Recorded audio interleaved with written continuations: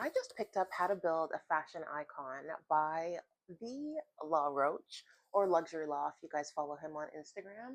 And I had to come and do a little book reading because this book inspired the heck out of me. I basically watched What Goes Around NYC, which is like a fashion and vintage fashion retailer based out of New York.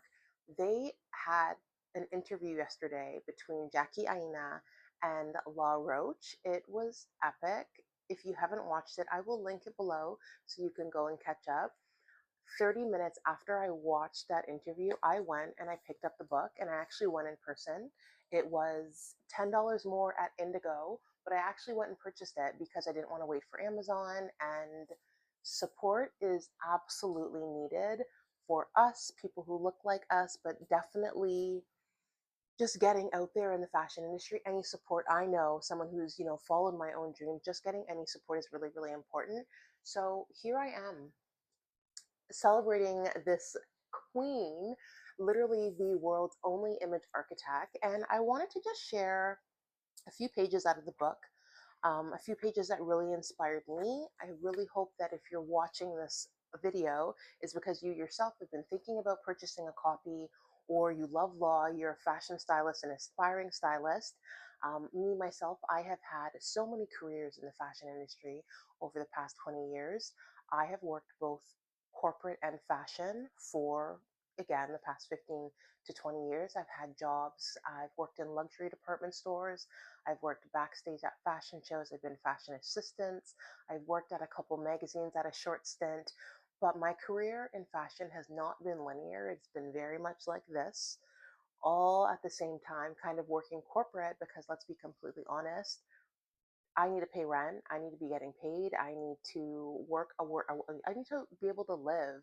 And fashion 10 years ago, even 15 years ago, wasn't paying people that looked like me or people who had, stylists and that sort of thing. They weren't paying. So, yeah. So, if we're here, let's get into it.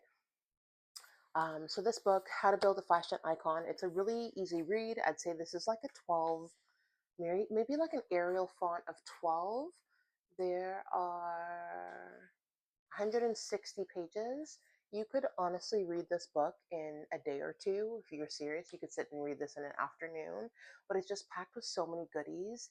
Once you are done with the book, please pass it on, share it with somebody. And this is not just a book that's for fashion women or fashion people. I think this is a book that could help anyone who's really struggling with their confidence, their self esteem, just getting out into an industry or just doing something different, following their dreams. This would be a great book to inspire you. So I'm going to read chapter number 2. Um, Before I do that, sorry, let me go over some of the chapters in the book. So there's an introduction, which is all about law. Chapter 1 is Let the Transformation Begin. Chapter 2 is what I'll be reading from today, is Assessing Your Foundations. So before he gets into clothes, he basically talks about the foundations of confidence, self-esteem. And I'm on page 36, where we're talking about reflecting on values and really honing in on your core values, because that's what's going to make you successful. It's going to keep you successful and keep you in those rooms. So Law says, here are some tips to help you start the conversation with yourself. First tip is to reflect on your values. Consider what matters most to you. When you lay your head down on your pillow each night, consider what you're most proud of from that day. Self reflection is super, super important. Understanding your core values will help you make decisions and act in a way that aligns with what truly matters to you. For me, it's important to be seen as I see myself. The second point makes is to identify your passions. Think about activities, interests, and topics that ignite your enthusiasm. What could you spend hours doing without feeling bored or tired? What passions often hold clues to what you want to pursue in life? I've always enjoyed helping people, teaching others, encouraging them, and working on projects together, especially when there's a creative aspect. I can get so wrapped up in my work that I forget to eat. We have so much in common. And again, this is why I love Law, and I will definitely support any fashion endeavor because he's just such an authentic person. Point number three, he talks about defining your goals. Set both short term and long term goals that relate to your career, personal growth, relationships, and other areas of your life. Not all goals are created equal, darling. Prioritize them based on what's most important to you right now so you can focus your energy on what truly matters. Point 4. Imagine your ideal future. This is like my favorite part of self-development is just visualization. I'm going to continue. Visualize where you want to be in the future. What does your ideal life look like in 5 years, 10 years, or 20 years? Consider various aspects of your life, such as your career, relationships, health, and personal development. For my career, I know I wanted to build a career similar to that of Rachel Zoe. Sidebar, if you know anything about Rachel Zoe and her career, she used to be one of the most influential fashion icons, I'd say of the early 2000s, 2010s. She used to style Nicole Richie, Paris Hilton, like all the big girls. Nicole Richie, but Rachel Zoe was behind all the looks of the it girls of the 2010s. For my career, I knew I wanted to build a career similar to that of Rachel Zoe. She provided me with a snapshot of what my future might look like. Feel free to take inspiration from those around you or people who you admire. At the end of the day, you have to create a future that's in alignment with your goals. And the final point he makes in chapter 2, Assessing Your Foundations, is to set priorities. Not everything can be pursued at one time. Prioritize your goals and aspirations to create a clear path forward. Determine what steps you need to take to move closer to your vision. To pursue my vision of taking a styling career seriously in Los Angeles, I knew I needed to get my personal life in order. That's often the case before you pursue something outwardly. You must do an internal adjustment to prepare yourself. What do I need to do to get to my next step? Oh my gosh, oh my gosh. This book resonates with me so, so much. Just as a quick backstory, as I've already told you guys, I've worked in fashion and in corporate for the past 20 years or so. But I just wanted to mention that I have, throughout my fashion career, I have always been the only person who looked like me in the room, always. And that's like one hurdle to get over that's bad enough. But on top of that, I mean, if you guys have seen me, I'm a little bit thicker than the average fashion person, than the average fashion editor, fashion stylist. So I always thought, growing up, I thought that that was a huge disadvantage.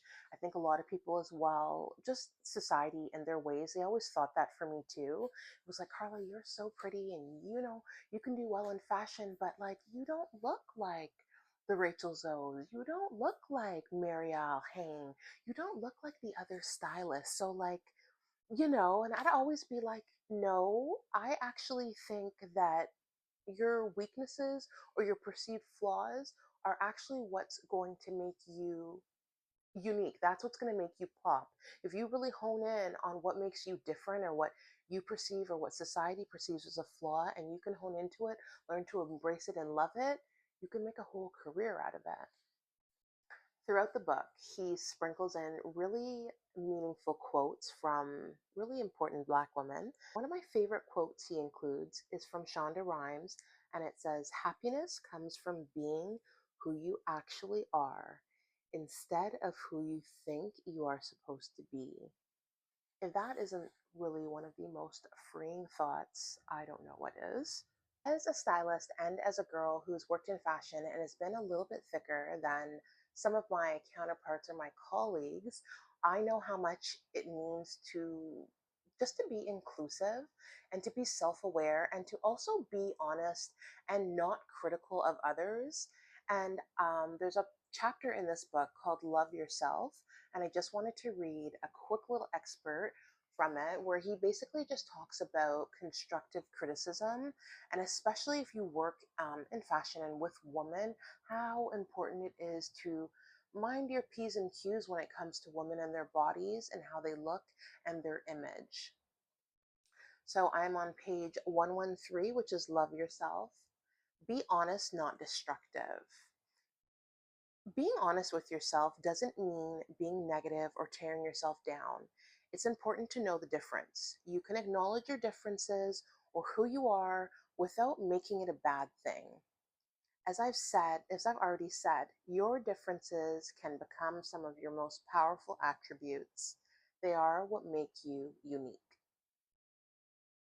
I see so many women today who feel badly about themselves and let their confidence slip when they're not the size they think they should be. Often it's the size someone else thinks they should be. In our neighborhood, he grew up in Chicago, by the way. If you didn't have a big butt and big breasts, you weren't considered attractive. My mother and grandmother didn't exactly fit the mold, but that didn't stop them from walking through the world exuding confidence. That confidence was more attractive and went further than any superficial idea of beauty that was the standard. Your differences can become some of your most powerful attributes. They are what make you unique. So I think I'm going to stop there for today. If you guys would like a part 2 or for me to keep reading on, I will gladly do so. Please leave a comment below, like, support, and subscribe to the channel.